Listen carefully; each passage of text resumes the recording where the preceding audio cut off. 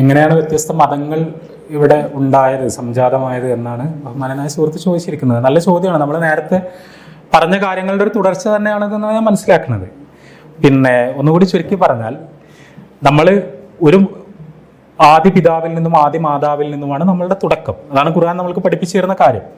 നമ്മൾ ഖുർആനിലെ തന്നെ വളരെ ശ്രദ്ധേയമായൊരു പ്രയോഗമുണ്ട്, കാനന്നാസു ഉമ്മത്തൻ വാഹിദ, മനുഷ്യർ ഒരൊറ്റ സമുദായമായിരുന്നു. നമ്മളൊരു കുടുംബം പോലെയാണ്. നമ്മൾ ഭൂമിയുടെ വ്യത്യസ്ത ഭാഗങ്ങളിലേക്ക് ചേക്കേറി നമ്മളിങ്ങനെ വംശം പെറ്റുപെരുകിയപ്പോൾ നമ്മൾ ഒരുപാടായി എന്ന് മാത്രമേ ഉള്ളൂ. നമ്മൾ ആ ഒരൊറ്റ തറവാട്ടിലെ അംഗങ്ങളാണ്. അപ്പോൾ നമ്മൾ നൂറ്റാണ്ടുകൾക്ക് മുമ്പ് തന്നെ പരിശോധിച്ചാൽ ഇന്ത്യയിൽ ജീവിച്ച ആൾക്കാരുണ്ട്, ഈജിപ്തിൽ ജീവിച്ച ആൾക്കാരുണ്ട്, ആഫ്രിക്കയിൽ ജീവിച്ച ആൾക്കാരുണ്ട്, പിന്നെ പല നാടുകളിൽ ജീവിച്ച ആൾക്കാരുണ്ട്. ഇവർക്കൊക്കെ തന്നെയും എങ്ങനെയാണ് നല്ല മനുഷ്യരാകേണ്ടത് എന്ന് പഠിപ്പിച്ചു കൊടുക്കാൻ ചില ആൾക്കാർ വേണം. അവർക്ക് വെളിച്ചം കൊടുക്കാൻ ആൾക്കാർ വേണം.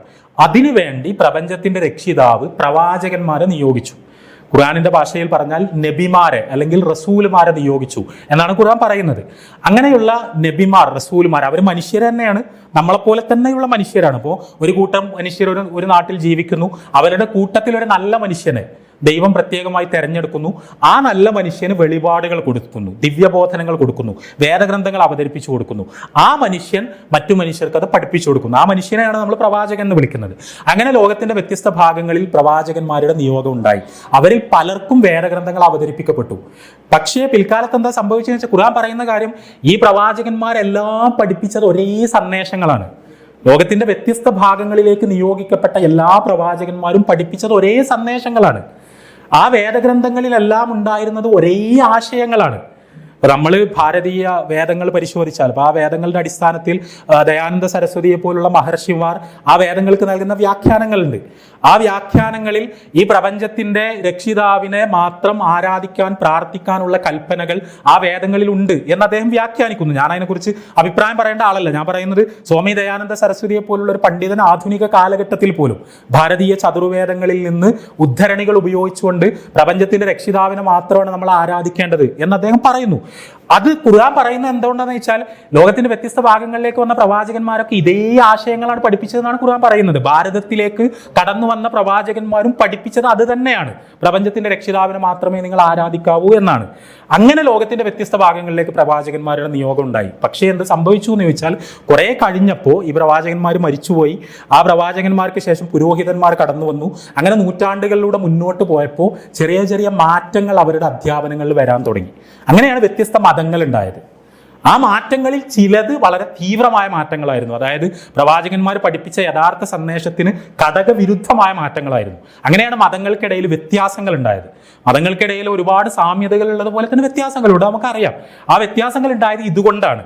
ഇപ്പോൾ ഇന്ത്യയിൽ വന്ന പ്രവാചകന്മാരുണ്ടാകും, ആ പ്രവാചകന്മാർക്ക് ചിലപ്പോൾ ഗ്രന്ഥങ്ങൾ കിട്ടിയിട്ടുണ്ടാകും. പക്ഷേ നൂറ്റാണ്ടുകളും സഹസ്രാബ്ദങ്ങളും കഴിയുമ്പോൾ അതിൻ്റെ യഥാർത്ഥത്തിലുള്ള സന്ദേശം നഷ്ടപ്പെട്ടു പോവുകയും അതിലൊക്കെ വക്രീകരണങ്ങൾ സംഭവിക്കുകയും ചെയ്ത് വേറൊരു മതമായിട്ട് അത് മാറുകയാണ്. ഇപ്പം യേശുവിന് സംഭവിച്ച പോലെ തന്നെ ഞാൻ പറഞ്ഞല്ലോ, യേശു ഒരിക്കലും ക്രിസ്തുമതം എന്ന് പറഞ്ഞൊരു മതം സ്ഥാപിച്ചിട്ടില്ല. പക്ഷേ യേശുവിൻ്റെ തിരോധാനത്തിന് ശേഷം കുറേ കാലം കഴിഞ്ഞപ്പോൾ, 2-3 നൂറ്റാണ്ടുകൾ കഴിഞ്ഞപ്പോൾ ക്രിസ്തുമതം എന്ന് പറഞ്ഞ പുതിയൊരു മതം ഉണ്ടായി. ആ മതത്തിന്റെ ഒരു ദൈവശാസ്ത്രം ഉണ്ടായി. അത് യേശു പഠിപ്പിച്ചതൊന്നല്ല. യേശു പഠിപ്പിച്ച ചില കാര്യങ്ങൾ അതിലുണ്ട്, പക്ഷെ അതിലേക്ക് പിൽക്കാലത്ത് പലതും കൂട്ടിച്ചേർക്കപ്പെട്ടു. ഇതോടുകൂടി പ്രവാചകന്മാർ പഠിപ്പിച്ചത് ഏതൊക്കെയാണ്, പിൽക്കാലത്ത് കൂട്ടിച്ചേർക്കപ്പെട്ടത് ഏതൊക്കെയാണ് എന്ന് തിരിച്ചറിയാൻ കഴിയാത്ത സ്ഥിതിവിശേഷം ഉണ്ടായി. അപ്പോൾ പുതിയ പ്രവാചകന്മാർ വരും. അങ്ങനെ പ്രവാചകന്മാരുടെ നിയോഗങ്ങൾ ഉണ്ടായിക്കൊണ്ടേയിരുന്നു. ആ പ്രവാചക ശൃംഖലക്ക് അവസാനം കുറിച്ചുകൊണ്ട് അവസാനത്തെ പ്രവാചകന്റെ നിയോഗം ഉണ്ടായി. അതാണ് മുഹമ്മദ് നബി എന്ന് പറയുന്നത്. ആ മുഹമ്മദ് നബിക്ക് ഖുർആനാകുന്ന വേദഗ്രന്ഥം അവതരിപ്പിക്കപ്പെട്ടു. ആ ഖുർആൻ, ആ മുഹമ്മദ് നബിയുടെ ജീവിതം ലോകത്തിലെ മുഴുവൻ മനുഷ്യർക്കുള്ള മാർഗദർശനമാണ്. അതാണ് ഖുർആൻ പറയുന്നത്. നമ്മളെല്ലാ സങ്കുചിതത്വങ്ങളും മാറ്റിവെക്കുക, ഇത് പടച്ചോന്റെ സമ്മാനമാണെന്നാണ് ഖുർആൻ പറയുന്നത്. നമ്മൾ വെറുതെ നമ്മളായിട്ടുണ്ടാക്കിയ സങ്കുചിതത്വങ്ങളിൽ നമ്മളെ സ്വയം തടവിലിട്ട് പൂട്ടുകയാണ്. ഖുർആനിൽ നിന്ന് നമ്മൾ സ്വയം വാശി പിടിച്ച് അന്യവൽക്കരിക്കുകയാണ്. പടച്ചോൻ സ്നേഹപൂർവ്വം നമ്മൾക്ക് നൽകിയ സമ്മാനമാണത്. അത് മുസ്ലിങ്ങൾക്ക് മാത്രം നൽകിയ സമ്മാനമല്ല. നമ്മൾ ഏത് മതക്കാരനായാലും, ഏത് ജാതിക്കാരനായാലും, ഏത് നാട്ടുകാരനായാലും നമ്മളോടെല്ലാമുള്ള സ്നേഹത്തിന്റെ ഭാഗമായി പ്രപഞ്ചത്തിന്റെ രക്ഷിതാവ് അവതരിപ്പിച്ചതാണ് ആ സമ്മാനം. ആ ഖുർആൻ വിശദീകരിക്കാൻ വേണ്ടി പ്രവാചകനെ മുഹമ്മദ് നബിയെയും പ്രപഞ്ചത്തിന്റെ രക്ഷിതാവ് നിയോഗിച്ചു. അപ്പൊ ഇസ്ലാം എന്ന് പറഞ്ഞാൽ ഇസ്ലാം എന്താണ് എന്നുള്ള ചോദ്യം ഉണ്ടാവും. ഇസ്ലാം എന്താണ്, ഇസ്ലാമിന്റെ സ്ഥാപകൻ ആരാണെന്നൊക്കെയുള്ള ചോദ്യം പല സ്ഥലത്തും കേൾക്കും. അതിൽ പല ആൾക്കാരും മുഹമ്മദ് നബി ഉണ്ടാക്കിയ മതമാണ് ഇസ്ലാം എന്ന് പറയുന്നത് നിങ്ങൾക്ക് കേൾക്കാൻ കഴിയും. പല ക്വിസ് മത്സരത്തിന്റെ എല്ലാം പിന്നെ ഈ പുസ്തകങ്ങളിലെ ഗൈഡുകളിലെല്ലാം ആരാണ് ഇസ്ലാമിന്റെ സ്ഥാപകൻ എന്ന് ചോദിക്കുമ്പോൾ മുഹമ്മദ് നബി എന്നുള്ള ഉത്തരം ചിലപ്പോൾ നിങ്ങൾ കണ്ടിട്ടുണ്ടാവും. മുസ്ലിങ്ങളെ പറ്റി മുഹമ്മദന്മാർ എന്ന് വിളിക്കുന്നത് കേട്ടിട്ടുണ്ടാവും. ഞാൻ പറയുമ്പോൾ ഒരു കാര്യം അടിവരായിട്ട് പറയണം എന്ന് എനിക്ക് തോന്നുകയാണ്.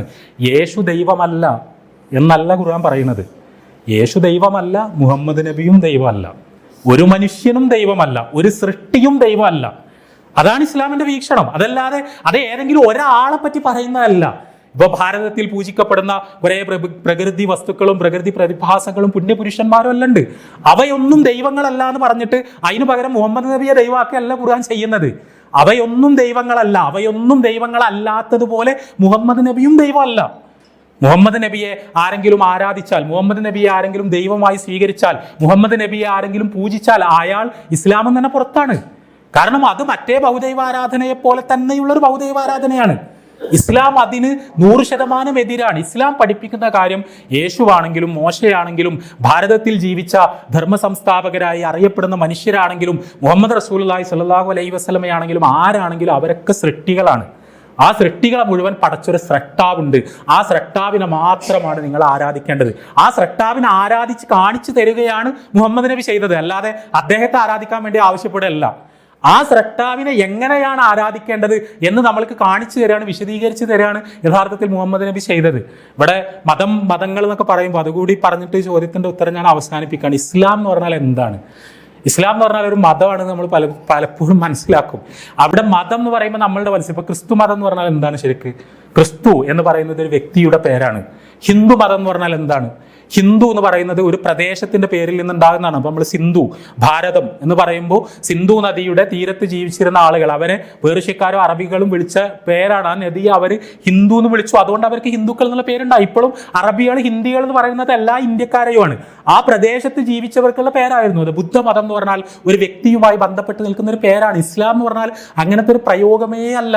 ഇസ്ലാം എന്ന് പറഞ്ഞാൽ ഒരു വാക്കാണ്. ആ വാക്കിനൊരു അർത്ഥമുണ്ട്. ആ വാക്കിന്റെ അർത്ഥം സമർപ്പണം എന്നും സമാധാനം എന്നുമാണ്. അപ്പോൾ നമ്മൾ എല്ലാവരും കേട്ടിട്ടുണ്ടാവും അസ്സലാമു അലൈക്കും. ഇവിടെ ഇപ്പോൾ ഞാൻ സംസാരം തുടങ്ങിയപ്പോൾ പറഞ്ഞു അസ്സലാമു അലൈക്കും. എല്ലാം കൂടി ഒന്ന് കേൾക്കുന്നുണ്ട്. അസ്സലാമു അലൈക്കും, അസ്സലാമു അലൈക്കും. എന്താണ് ഈ അസ്സലാമു അലൈക്കും? പലർക്കും അറിയൂല. നമ്മളെന്താ വെച്ചാൽ അത് തുറന്ന് സംസാരിക്കാത്തതുകൊണ്ടാണ്. അത് പോയി ചില ആൾക്കാരെല്ലാം ഇതെന്തോ നിഗൂഢമായ രഹസ്യ കോഡാണെന്നൊക്കെ വിചാരിക്കുന്ന ആൾക്കാർ വരെ നമ്മളുടെ നാട്ടിൽ നിർഭാഗ്യവശാൽ സൃഷ്ടിക്കപ്പെടുകയാണ്. അസ്സലാമു അലൈക്കും എന്ന് പറഞ്ഞാൽ വളരെ ലളിതമായൊരു പ്രാർത്ഥനയാണ്. നിങ്ങൾക്ക് ദൈവത്തിൻ്റെ രക്ഷയുണ്ടാകട്ടെ, നിങ്ങൾക്ക് ദൈവത്തിൽ നിന്നുള്ള സമാധാനം ഉണ്ടാകട്ടെ, നിങ്ങൾക്ക് ദൈവത്തിൻ്റെ അനുഗ്രഹങ്ങൾ ഉണ്ടാകട്ടെ. അസ്സലാമു അലൈക്കും വറഹ്മത്തുള്ളാഹി വബറകാതുഹു എന്ന് പറഞ്ഞാൽ ഈ രണ്ട് മനുഷ്യരെ തമ്മിൽ കണ്ടുമുട്ടുമ്പോൾ പ്രപഞ്ച രക്ഷിതാവിൽ നിന്നുള്ള രക്ഷയും സമാധാനവും അനുഗ്രഹങ്ങളും നിനക്കുണ്ടാകട്ടെ എന്ന് മാത്രമാണ് പ്രാർത്ഥിക്കുന്നത്. അവിടെ രണ്ടാൾക്കാരെ തമ്മിൽ കാണുമ്പോൾ സമാധാനം ആശംസിക്കണം എന്ന് പറഞ്ഞാൽ ഇസ്ലാം എന്ന് പറഞ്ഞ വാക്കിന്റെ അർത്ഥം തന്നെ സമാധാനം എന്നാണ്. ആ ഇസ്ലാമിന്റെ പേരിൽ പൊട്ടിത്തെറിക്കാൻ മനുഷ്യന്മാരുണ്ട് എന്നുള്ളത് നമ്മളെ ദുര്യോഗം. അവർക്ക് ഇസ്ലാം എന്താണെന്ന് മനസ്സിലായിട്ടില്ല. വേറെ എന്ത് മനസ്സിലായിട്ടുണ്ടെങ്കിലും ഞാൻ പറയുന്നത് ഇസ്ലാം എന്ന വാക്കിന്റെ തന്നെ അർത്ഥം സമാധാനം, സമർപ്പണം എന്നാണ്. അതെന്താണ് ഈ സമർപ്പണം എന്ന് പറഞ്ഞാൽ? എന്താണ് ഈ സമാധാനം എന്ന് പറഞ്ഞാൽ? അവിടെയാണ് നമ്മൾ ആലോചിക്കേണ്ടത്. അവിടെ ഇസ്ലാം വളരെ വളരെ ലളിതമായി പറയുന്ന കാര്യം അത് പിന്നെ പറഞ്ഞാൽ നമ്മൾ ഇന്നത്തെ സംസാരത്തിന്റെ ഒരു സന്ദേശങ്ങൾക്ക് കിട്ടുന്നുള്ളതുകൊണ്ടാണ്. ഖുർആനിലെ 3-ാമത്തെ അധ്യായം സൂറത്ത് ആൽ ഇംറാനിലെ 83 മുതൽ 85 വരെയുള്ള വചനങ്ങൾ നമ്മൾ പരിശോധിച്ചാൽ മതി. എന്താണ് ഇസ്ലാം? അവിടെ ഖുർആൻ ചോദിക്കുകയാണ് നമ്മളോട്, അഫഗൈറ ദീനില്ലാഹി യബ്ഗൂന വലഹു അസ്ലമ മൻ ഫിസ് സമാവാതി വൽ അർദ് തൗഅൻ വകർഹൻ വഇലൈഹി യുർജഊൻ. നിങ്ങൾ ഇസ്ലാം അല്ലാത്ത മറ്റു വല്ല മതത്തെയുമാണോ ആഗ്രഹിക്കുന്നത്? ഖുർആൻ ചോദിക്കുകയാണ്, ഇസ്ലാം അല്ലാത്ത മറ്റു വല്ല മതത്തെയുമാണോ നിങ്ങൾ ആഗ്രഹിക്കുന്നത്? ഇത് കേൾക്കുമ്പോൾ സ്വാഭാവികമായിട്ടും നമ്മൾക്കൊരു അന്യത തോന്നുന്നുണ്ടാവും. എന്താണ് ഇപ്പൊ ഇത് ഈ പറയുന്നതെന്ന് വിചാരിക്കുന്നുണ്ടാവും. എന്നിട്ട് ഖുർആൻ പറയാണ്, വലഹു അസ്ലമ മൻ ഫിസ് സമാവാതി വൽ അർദ്. ആകാശഭൂമികളിലുള്ള സകലതും മുസ്ലിങ്ങളാണ്. ഈ പ്രപഞ്ചത്തിലെ സകലതും മുസ്ലിമാണ്. അവയെല്ലാം തന്നെ മുസ്ലിങ്ങളാണ്. പിന്നെ അവയൊക്കെ മുസ്ലിങ്ങളായിരിക്കെ നിങ്ങൾ എങ്ങനെ ഇസ്ലാം അല്ലാത്ത മറ്റൊരു വഴി തേടും എന്നാണ് ഖുർആൻ ചോദിക്കുന്നത്. ഇതെന്താണ്? അവിടെ ഖുർആൻ പറയുന്ന കാര്യം, നമ്മൾ പ്രപഞ്ചത്തിന്റെ രക്ഷിതാവിന് സ്വയം സമർപ്പിക്കുന്നതിന്റെ പേരാണ്. പ്രപഞ്ചത്തിന്റെ രക്ഷിതാവിന് നമ്മൾ കീഴടങ്ങുന്നതിന്റെ പേരാണ്. പ്രപഞ്ചത്തിന്റെ രക്ഷിതാവ് നമ്മൾക്ക് വേണ്ടി നിശ്ചയിച്ചു തന്നിട്ടുള്ള നിയമങ്ങൾ നമ്മൾ അനുസരിക്കുന്നതിന്റെ പേരാണ് ഇസ്ലാം. വേറൊന്നുമല്ല. അത് ഏതെങ്കിലും ഒരു വ്യക്തിയുടെ പേരിൽ സ്ഥാപിക്കപ്പെട്ടൊരു മതമല്ല. ദൈവത്തിന് അനുസരിക്കുക, അതിനാണ് ഇസ്ലാം എന്ന് പറയാം. അപ്പൊ ആകാശഭൂമികളിലുള്ളതെല്ലാം മുസ്ലിങ്ങളായിരിക്കുന്നു എന്ന് പറഞ്ഞാൽ എന്താണ് നമ്മൾ നോക്കുക, നമ്മൾ സൂര്യൻ അതിന്റെ ചലനങ്ങൾ, ചന്ദ്രന്റെ ചലനങ്ങൾ, ഗ്രഹങ്ങളുടെ ചലനങ്ങൾ, നമ്മൾ ഇവിടുത്തെ ഓരോ തന്മാത്രകളും അണുക്കളും പെരുമാറുന്ന രീതികൾ, ഇതൊക്കെ നമ്മൾക്കറിയാം. നമ്മളിപ്പോ കെമിസ്ട്രി പഠിക്കുന്നു, ഓരോ കെമിക്കൽ പ്രോപ്പർട്ടികൾ, ഓരോ എലമെന്റിനും പഠിക്കുന്നു. ഇതൊക്കെ അതിന് ദൈവം നിശ്ചയിച്ചു കൊടുത്തിട്ടുള്ള ഒരു പ്രകൃതമാണ്. ഒരാട് പുല്ല് മാത്രം തിന്നുന്നു, ഇറച്ചി തിന്നുന്നില്ല. എന്തുകൊണ്ടാണ്? ദൈവം അതിന് കൊടുത്ത നിയമം അതാണ്. ആ നിയമം അതനുസരിക്കുന്നു, അതുകൊണ്ട് അത് മുസ്ലിമാണ്. ചന്ദ്രൻ അതിന് നിശ്ചയിച്ചു കൊടുത്ത സഞ്ചാര പദങ്ങളിലൂടെ അത് സഞ്ചരിക്കുന്നു, അതൊരിക്കലും ക്രമം തെറ്റാതിരിക്കുന്നു, ദൈവത്തിന്റെ കൽപ്പനകൾ അതൊരിക്കലും ലംഘിക്കുന്നില്ല, അതുകൊണ്ട് അത് മുസ്ലിമാണ്. ലോകത്തിലെ സകലതും മുസ്ലിങ്ങളാണ്, എല്ലാ ജന്തുക്കളും മുസ്ലിങ്ങളാണ്. കാരണം അതൊക്കെ നമ്മളുടെ ശരീരം മുസ്ലിമാണ്. നമ്മൾ ഹിന്ദുവാണോ മുസ്ലിമാണോ ക്രിസ്ത്യാനിയാണോ എന്നുള്ളതല്ല, നമ്മളുടെ ശരീരം മുസ്ലിമാണെന്നാണ് ഖുർആൻ പറയുന്നത്. കാരണം തലച്ചോറ് അനുസരിക്കുന്നത് പടച്ചോൻ നിശ്ചയിച്ച നിയമങ്ങളാണ്, അതുകൊണ്ട് തലച്ചോറ് മുസ്ലിമാണ്. നമ്മളുടെ ഹൃദയം, ആ ഹൃദയം മിടിക്കുന്നതും പ്രവർത്തിക്കുന്നതും നമ്മുടെ രക്തചംക്രമണ വ്യവസ്ഥ അത് പ്രവർത്തനക്ഷമമാകുന്നതും പടച്ചവൻ അതിന് നിശ്ചയിച്ചു കൊടുത്ത ക്രമം അനുസരിച്ചാണ്, അതുകൊണ്ട് മുസ്ലിമാണ്. നമ്മളെന്താണെന്ന് പറഞ്ഞാലും നമ്മളുടെ ശരീരം മുസ്ലിമാണ്, എല്ലാം മുസ്ലിമാണ്. പിന്നെ നിങ്ങൾ മാത്രം എങ്ങനെ വേറൊരു വഴി തെരഞ്ഞു പോകുന്നത്? അതുകൊണ്ട് നിങ്ങൾ ദൈവത്തിന്റെ നിയമങ്ങളിലേക്ക് കടന്നു വരിക എന്നാണ് ഖുർആൻ പറയുന്നത്. എന്നിട്ട് ഖുർആൻ പറയാണ്, കുൽ, നിങ്ങൾ പ്രഖ്യാപിക്കുക, ആമന്നാ ബില്ലാ, ഞങ്ങളെ സൃഷ്ടിച്ച പ്രപഞ്ച രക്ഷിതാവിൽ ഞങ്ങൾ വിശ്വസിച്ചിരിക്കുന്നു. വമാ ഉൻസില അലൈന, ഞങ്ങൾക്ക് വേണ്ടി അവൻ അവതരിപ്പിച്ചു തന്ന ഖുർആനാകുന്ന വേദഗ്രന്ഥത്തിലും ഞങ്ങൾ വിശ്വസിച്ചിരിക്കുന്നു. വമാ ഉൻസില അലാ ഇബ്രാഹിം, ഞങ്ങളുടെ മുഹമ്മദ് നബിക്ക് അവതരിപ്പിച്ചതിൽ മാത്രമല്ല ഞങ്ങൾ വിശ്വസിക്കുന്നത്, ഇബ്രാഹിം പ്രവാചകന്, സഹസ്രാബ്ദങ്ങൾക്ക് മുമ്പ് ജീവിച്ച അബ്രഹാം പ്രവാചകന് അവതരിപ്പിച്ചു തന്നതിൽ, അവൻ അവതരിപ്പിച്ചു കൊടുത്തതിൽ ഞങ്ങൾ വിശ്വസിച്ചിരിക്കുന്നു. വമാ ഉൻസില അലാ ഇബ്രാഹിമ വ ഇസ്മായില വ ഇസ്ഹാഖ വ യാഖൂബ വൽ അസ്ബാതി വമാ ഊതിയ മൂസ വ ഈസ വൻ നബിയ്യൂന മിർ റബ്ബിഹിം ലാ നുഫർരിഖു ബൈന അഹദിൻ മിൻഹും വ നഹ്നു ലഹു മുസ്ലിമൂൻ. അതാണ് ഖുർആൻ പറയുന്നത്. ഖുർആൻ പറയാണ്, നിങ്ങൾ പ്രഖ്യാപിക്കുക, ഞങ്ങൾ ദൈവത്തിന്റെ നിയമങ്ങൾ അനുസരിക്കും, ഈ പ്രപഞ്ചം മുഴുവൻ അനുസരിക്കുന്ന പോലെ ദൈവത്തിന്റെ നിയമങ്ങൾ നിങ്ങൾ അനുസരിക്കൂ എന്ന് പറഞ്ഞുകൊണ്ട് ലോകത്തിലേക്ക് കടന്നു വന്ന അനേകായിരം പ്രവാചകന്മാരുണ്ട്. ആ പ്രവാചകന്മാരിലെല്ലാം ഞങ്ങൾ വിശ്വസിക്കുന്നു. ഖുർആൻ പ്രഖ്യാപിക്കാൻ പറയാണ്, എല്ലാ പ്രവാചകന്മാരിലും ഞങ്ങൾ വിശ്വസിക്കുന്നു. കാരണം അവരൊക്കെ പറഞ്ഞത് ദൈവത്തിന്റെ നിയമങ്ങൾ അനുസരിക്കാനാണ്. എന്നിട്ട് ഖുർആൻ ഇങ്ങനെ എടുത്തു പറയാണ്, ഞങ്ങൾ അബ്രഹാമിൽ വിശ്വസിച്ചിരിക്കുന്നു, ഇസ്മയേലിൽ വിശ്വസിച്ചിരിക്കുന്നു, ഇസ്ഹാക്കിൽ വിശ്വസിച്ചിരിക്കുന്നു, ഇസ്ഹാക്കിന്റെ യാക്കൂബിൽ വിശ്വസിച്ചിരിക്കുന്നു, അവരുടെ സന്തതി പരമ്പരകളിൽ വിശ്വസിച്ചിരിക്കുന്നു, മോശെ പ്രവാചകനിൽ ഞങ്ങൾ വിശ്വസിച്ചിരിക്കുന്നു, യേശുവിൽ ഞങ്ങൾ വിശ്വസിച്ചിരിക്കുന്നു. ആ പ്രവാചകന്മാർക്കൊക്കെ ദൈവം അവതരിപ്പിച്ചു കൊടുത്തതിൽ ഞങ്ങൾ വിശ്വസിച്ചിരിക്കുന്നു. ലാ നുഫർരിഖു ബൈന അഹദിൻ മിൻഹും, അവർക്കിടയിൽ ഒരു വ്യത്യാസവും ഞങ്ങൾ കൽപ്പിക്കുന്നില്ല. മതങ്ങളുടെ ഐക്യം എന്നൊക്കെ പറയും. ശരിക്കും ഖുർആനിലെ ഈ വാചകം നമ്മളെടുത്ത് വായിച്ചു നോക്കണം. ഒരു വ്യത്യാസവും കൽപ്പിക്കാൻ മുസ്ലിമിന് അവകാശമില്ല. യേശുവും മോശയും മുഹമ്മദ് നബിയും മറ്റു ധർമ്മ സംസ്ഥാപകരും എല്ലാ പ്രവാചകരും അവരൊക്കെ ആദരണീയരാണ്. അവരൊക്കെ പഠിപ്പിച്ചത് ഒറ്റ സന്ദേശമാണ്.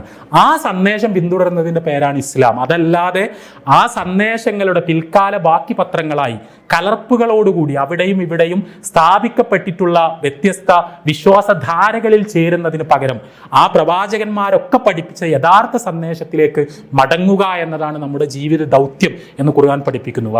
ഇസ്ലാമി ദീനൻ ഫലൻ യുഖ്ബല മിൻഹു വഹുവ ഫിൽ ആഖിറതി മിനൽ ഖാസിരീൻ എന്നാണ് ഖുർആൻ അടുത്ത വചനത്തിൽ പറയുന്നത്. ഈ മാർഗമല്ലാത്ത മറ്റൊരു മാർഗം നിങ്ങൾക്ക് എങ്ങനെ സ്വീകരിക്കാൻ കഴിയും? അതെങ്ങനെ നിങ്ങളെ മോക്ഷത്തിലേക്ക് നയിക്കുന്നതാണ് ഖുർആൻ ചോദിക്കുന്നത്. ദൈവമാണ് നമ്മൾക്ക് മോക്ഷം തരേണ്ടത്. മരിച്ചു കഴിഞ്ഞാൽ നമ്മൾ ദൈവത്തിലേക്കാണ് മടങ്ങേണ്ടത്. അങ്ങനെയെങ്കിൽ ആ ദൈവത്തിന്റെ നിയമങ്ങളല്ലേ നമ്മൾ അനുസരിക്കേണ്ടത്. ആ ദൈവത്തിന്റെ നിയമങ്ങൾ എവിടെയുണ്ട് എന്നല്ലേ നമ്മൾ അന്വേഷിക്കേണ്ടത്. ആ ദൈവത്തിന്റെ നിയമങ്ങൾ ഇപ്പോൾ നമ്മൾക്ക് ലഭിക്കുക അവസാനത്തെ വേദഗ്രന്ഥത്തിലാണ്, ഖുർആനിലാണെന്നാണ് ഖുർആൻ പഠിപ്പിക്കുന്നത്. അതിനെയാണ് നമ്മൾ ശരിക്കും ഇസ്ലാം എന്ന് ഖുർആൻ സാങ്കേതികമായി വിളിക്കുന്നത്.